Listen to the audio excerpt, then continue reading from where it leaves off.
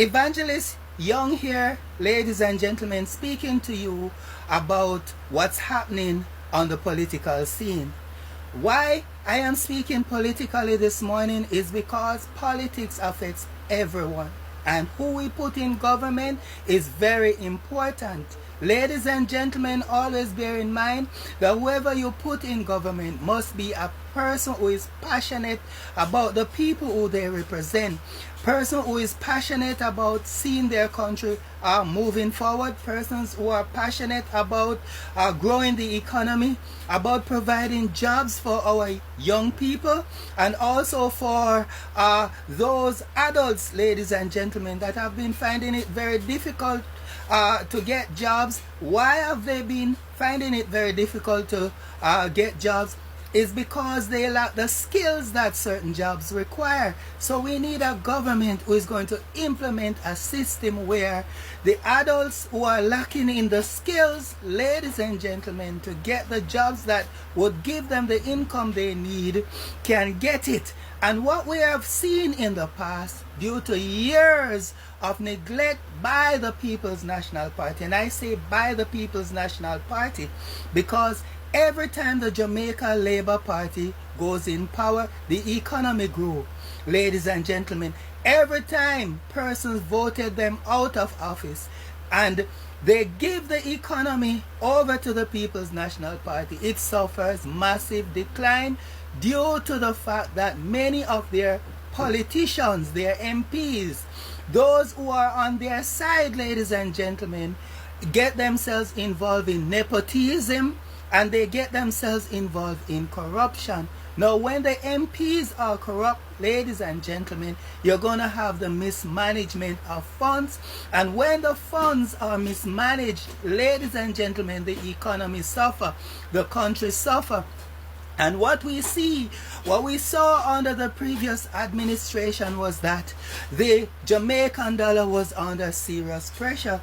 I'm not saying that it's not under pressure now, but the fact that it is stable, ladies and gentlemen, means that the government must be doing something right. Because, ladies and gentlemen, I remember when the JLP administration handed over the economy to the People's National Party after they lost the election, the Jamaican dollar was at $5 to $1 and then as soon as it reached into the hands of the PNP administration, it starts suffering massive depreciation, ladies and gentlemen, and things just start getting expensive. So, ladies and gentlemen, you must understand that under the previous administration, the poverty level was very high, ladies and gentlemen, to the point where they have to create a program called JEEP, ladies and gentlemen, which is like a little one-day work. And after that little one-day work, then the people would be unemployed again. Ladies and gentlemen, they do not say, all right, let's free up the government free training skills program. Let's free it up so that persons can go and get educated and get trained in the field that is required on the job market. They didn't do anything like that. What they did is that they allow people to get trained at the apprentice level, and then when they graduated from the training institution at the apprentice level, then they cannot find jobs because nobody wants to employ apprentice. Persons want to employ expert. What this current Jamaica Labour Party has done, ladies and gentlemen, is that they free up the skills training program, the government skills training program, up to the third level. And the third level, the second and third levels, is what will land us the jobs that we need, that will pay us the money that we desire.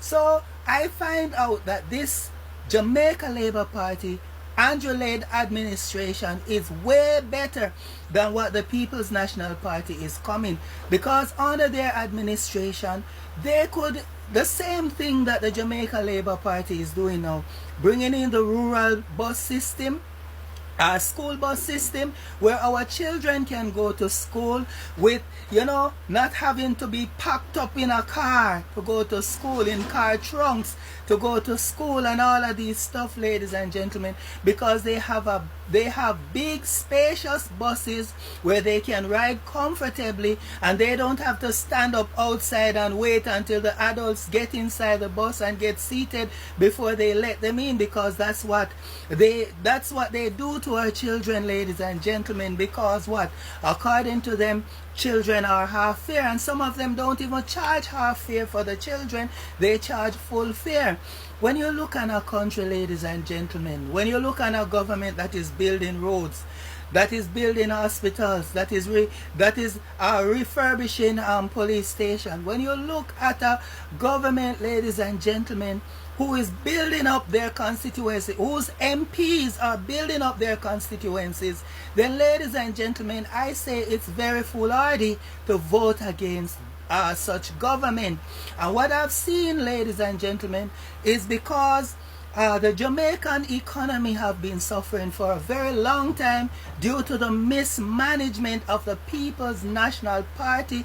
So much, ladies and gentlemen, that when it is now beginning to improve under the Jamaica Labour Party's administration, persons are not feeling it as how they should feel it, because you know the virus of poverty have infiltrated Jamaica in such a way, ladies and gentlemen, that it is not a quick fix.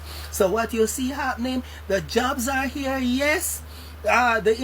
Investors are coming in, yes. Consumers confidence is very high, yes. But what you find, ladies and gentlemen, is that everybody is not getting delivered from poverty immediately. So what a lot of persons believe is that what's happening in Jamaica, they are not feeling it. They're not going to feel it because it's not a quick fix. Remember the virus of poverty, ladies and gentlemen. The antidote for it's going to take a while for it to circulate so that it can reach everybody. In other words, fixing this economy that the People's National Party have run to a wreck, ladies and gentlemen. It's been 30 years since they were in power, ladies and gentlemen, for 18 years. I'm talking about the 18 and a half years. I don't mean it's been 30 years since they have demitted office. I mean it's been 30 years. The 18 and a half years that they were in power were a 30-year period. And persons were saying then, if they were managing the economy so well, how comes it so badly? How comes they got fourth term in office? They got fourth term in office, ladies and gentlemen, due to bribery and corruption. And what is happening, what had happened over those years, ladies and gentlemen, is that everybody suffered, including the man that pushed the hand cart, because even they too were taxed. And we suffered many years of low salary because the minimum wage was so low, and the demand that when we go to the supermarket, the demand, ladies and gentlemen, when we go to the hospital was very high because we have to pay for every single thing. And even our salaries were taxed. You have something called the income tax, pay as you earn tax, and everything was taxed, including petroleum. All of that were taxed, ladies and gentlemen. Who brought in the taxation on petrol? It's the People's National Party first starting to tax petrol, ladies and gentlemen. And what this administration has done is reduce the tax on petrol, reduce the GCT, and you find out now they don't have to be implementing new tax measures to fund what they are doing. The buses that you see coming in, ladies and gentlemen, the roads that you see building are not borrowed money, ladies and gentlemen. The tax reverse that we got back, and those persons under the COVID who got their $10,000, some who have never worked before still get their $10,000, ladies and gentlemen. The reason why I didn't get my $10,000 is because I didn't need it, ladies and gentlemen. I don't need it, so I didn't apply for it. And ladies and gentlemen, none of those monies were borrowed. They came because of the good management of the economy by this current administration. I say, ladies and gentlemen, don't vote based on party loyalty. Vote based on the fact that your government is working. Vote for